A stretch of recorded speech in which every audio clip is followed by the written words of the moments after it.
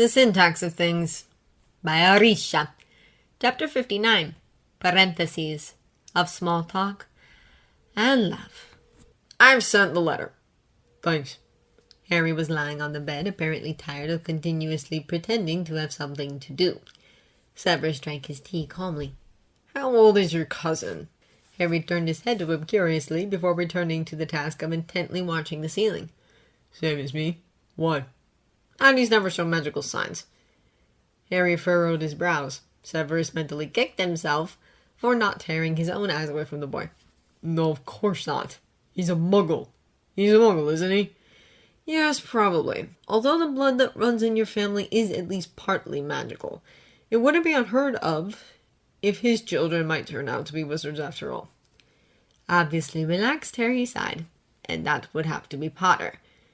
Severus could not allow slip-ups this close to the school year's start. Why ask now? Severus shrugged. Just a passing thought. He can make food disappear admittedly fast, though. Harry didn't tear his eyes from the ceiling. It occurred to Severus that he wasn't going to. I see. There was nothing more to be said, really. Severus cringed at his own fruitless attempts at conversation. Petunia wrote to Dumbledore once when she was young. She asked him to accept her to Hogwarts, too. As a student. But she hates magic. Don't be Severus stopped himself just in time, pressing his lips together. I've explained it to you, he said instead. She was jealous of it. She desired to be part of our world once, but she couldn't. Rejection leads to resentment more often than not. Makes sense, Harry said after a long pause. Although she'd hate me anyway. She never wanted me. For years and years, she'd told the world I was mentally ill and stuff, not to mention she had this habit of locking me away when she had guests. And most likely her whale of a husband agreed to this treatment. Not that it did the boy any harm. Harry had turned out as insolent as a boy could be. Discipline was unlikely to have made it any worse. I used to call her Mum when I was little. Dudley called her Mum, so I thought she was Mum to both of us. She didn't mind much at first, but then she probably realized that I really believed she was my mum. Well, Severus supposed it was only natural for an infant to think of his caretaker as his mother. Harry had no way of remembering Lily. The funny thing is, she never really told me not to call her mum. One day she simply stopped responding when I called her that. I'd talk to her and she'd pretend she hadn't heard. I'd call her mum again and again, and she wouldn't even flinch, like I wasn't there at all. It took me a while to figure out how to call her. Severus turned his attention toward his lap and succeeded in keeping a neutral face. The funny thing... But there was nothing funny about it. A memory struck him, old as time and pathetic as hell. Severus, 14 or so, pressured by his father to hand over his few savings so they could be spent on drinking. Funny how you only remember me when you want something from me, Severus had said, but there was nothing funny about that either. And all in all, Harry's family was still like any other, a deeply flawed union of irrelevant to each other members that were rarely interested in actually sustaining a healthy relationship. In most cases, nothing was going to help or improve such pitiful arrangements, not even love or intimacy or dedication. That's why Severus clung to his boundaries, and that's why boundary issues caused him such deep abhorrence for human beings. Abhorrence and a wish to remain alone as long as possible and completely disappear from the sight of people that pretended to care out of the sick obligation that the family union was. Thankfully, his father had at least been honest about his intentions. After Severus reached adulthood, Tobias left him alone and only sought him out when he was close to death or utter poverty. And Severus always shut the door to his face. Your uncle was beating you, he almost blurted out, but immediately bit his tongue in determination to never show interest in the boy's problems again.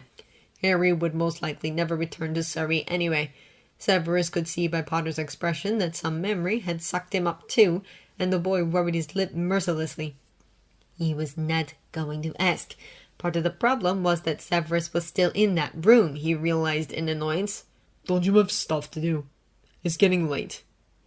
And now the boy was throwing him out. It was illogical. No, it was surreal. Why hadn't he left earlier? He supposed he had been waiting for something, an invitation to stay. A simple word would be enough, a simple suggestion. A mention of a nightmare, a yawn, a look, a silence in which the tension between them would drift away instead of growing larger. If Harry asked him to stay, Severus knew he would. But he didn't. Severus stood up. I won't visit tomorrow. If you need anything, however, you may tell me now. I don't, Harry said as he rolled up his sleeves and headed to the pile of unwashed dishes in the sink, walking past Severus and avoiding his eyes completely. I do have some dignity, sir. I fail to see how your supposed dignity has anything to do... Oh, sod off. Potter! Potter what? Harry turned around and glared. Potter what? After everything. How do you even... How dare you? How dare you? He repeated coldly. All this time, I have respected you, and I have treated you nicely because that's how I treat people. If you think you can treat me like shit whenever you want, and then just pretend it never happened, then I don't think we have anything more to say. Go away!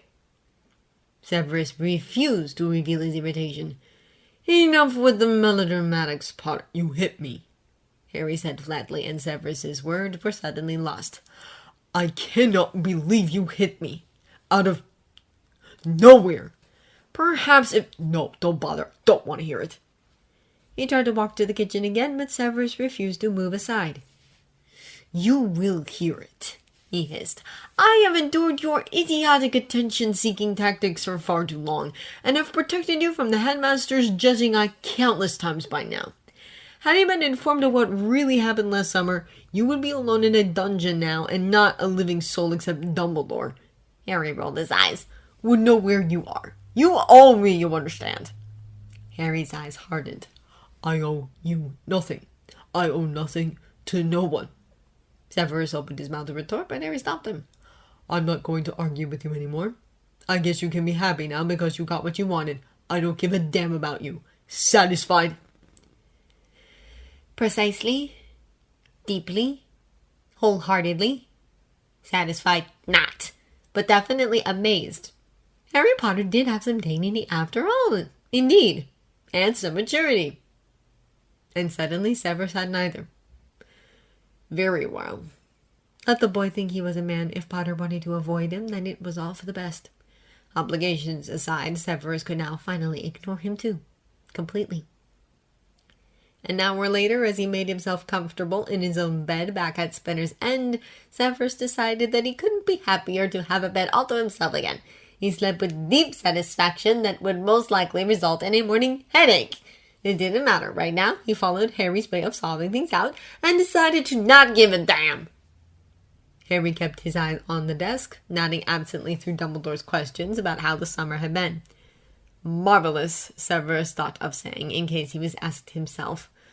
Overprep, yes, said Dumbledore, fishing through a drawer filled with papers for the appropriate schedule. They both waited quietly as Harry examined his new timetable, bouncing his leg nervously and staring at the piece of parchment as though it held some ancient hidden truth. He seemed let down in a way. The funny thing was that he was. Have you discussed your ambitions with Professor McGonagall? Dumbledore asked. She'll assist you well, I'm sure. I fail to see how Potter will cope with all these classes, Severus intervened. His last year's defense grades simply do not qualify.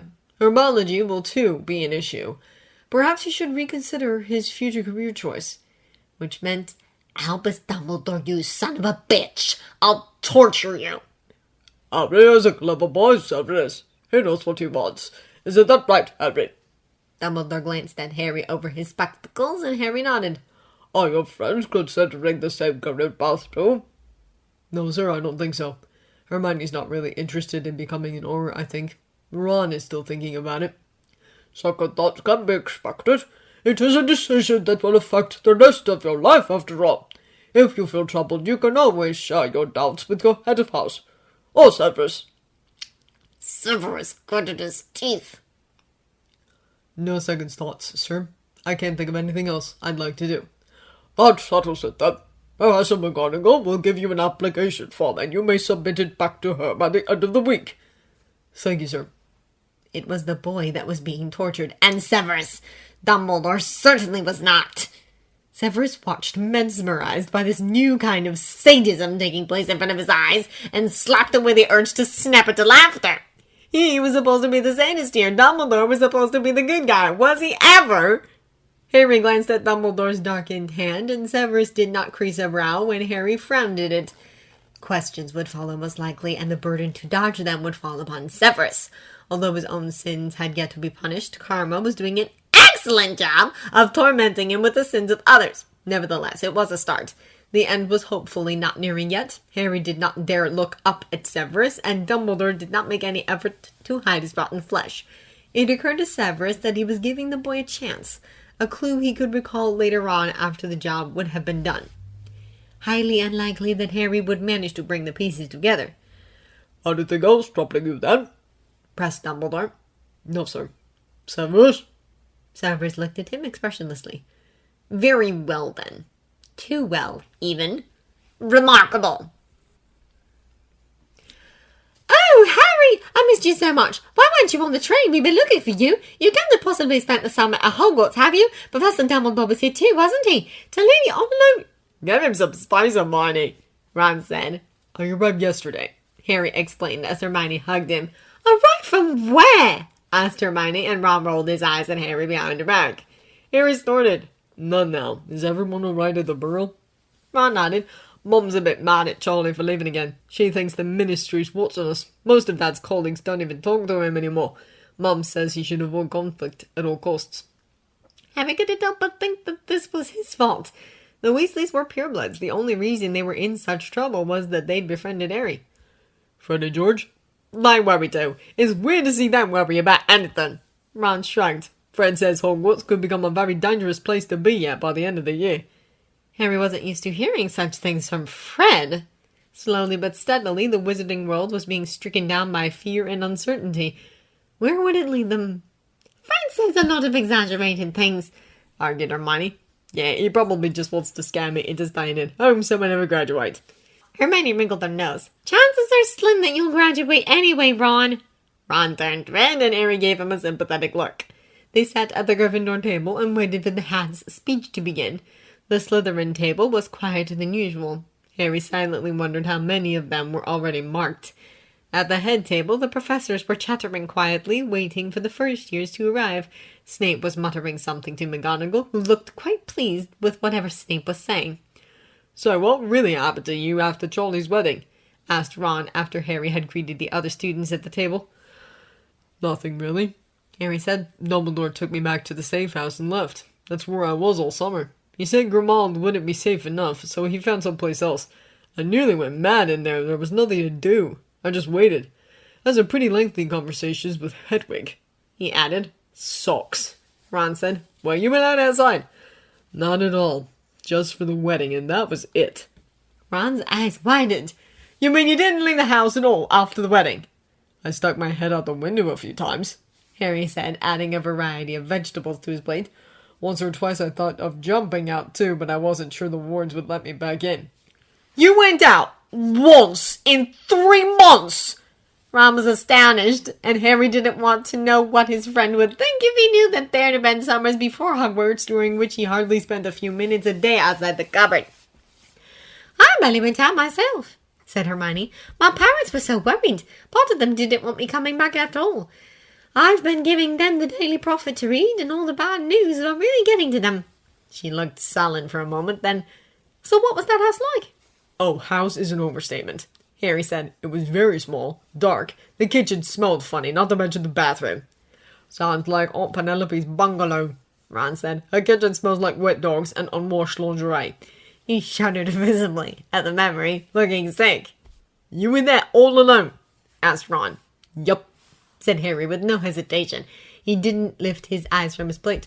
But Dumbledore visited all the time. Who's the secret keeper? Asked Hermione. Harry shrugged, momentarily glancing up at the head table. The questions were becoming impossible to dodge, and he found himself uninterested in answering any of them. I don't know, he didn't say. It was probably Snape, but he couldn't tell them that. I didn't want to leave the wedding without you. I felt like I left you there to... He sighed. I shouldn't have left without you. I know he wanted me to, but his intentions are good. His actions to protect me are horrible. and he was suddenly angry with Dumbledore all over again. I don't value my life more than yours, he said, looking at both his friends seriously. He believed it with his whole heart. Oh, Harry, Hermione said. Have you been torturing yourself with this thought since then? Harry nodded. Yeah, I'm sorry. I reckon it makes sense that Dumbledore wants to protect you, mate. You are the chosen one, remember? Ron joked. Harry smiled. I don't want anyone to get harmed because of me. A long moment of silence followed, then, You must be thrilled to be back, said Hermione. I can't imagine you had much fun in a room all by yourself. I didn't, Harry thought. The only thing that kept me sane was that at nights I slept in the arms of a man who'll never want me back. By the way, that man is Snape. I'll second that. Yeah. Yeah. Hermione looked perplexed. Harry wasn't sure what she expected him to say. Yeah, I'm thrilled, he said, not sounding thrilled at all. It occurred to him that he was going to need some time to adjust. Socializing was never difficult for him at Hogwarts, not with Ron and Hermione at least. Feeling exposed was not supposed to happen when he had his friends with him. I read a lot of books, though, he added before Hermione could say anything. Most days were boring. I stared at the ceiling, and at him, and I slept. Glad to be back, really. Hermione tilted her head. For a moment, Harry thought she pitied him. Then realization struck him, and he knew that she had questions she wasn't voicing. Were she anyone else, Harry would think she was attempting to read his mind with the intensity she was looking at him with. Snape's been leading a pretty risky life lately, Ron said. Harry blinked. What? With the defense position, second year in a row, and still alive, the bloody bastard. Harry didn't follow Ron's eyes at the head table. Hermione kept looking at Harry. I don't believe in that curse, Harry said coldly. But you used to, Ron said after a moment. Even Mum says it's true. Harry shrugged his shoulders. Curses can break. Either that or he's going to drop dead any moment now. Curses can break, Ron. Let's hope they don't then. Harry! Harry tensed as Hermione used that tone that suggested she had been thinking. But Severus Snape works for the Order, right? Harry made an effort to look at her in the eye. Dumbledore believes so. Why? The smile he was granted did not satisfy him at all. Why? Nothing, really, she said.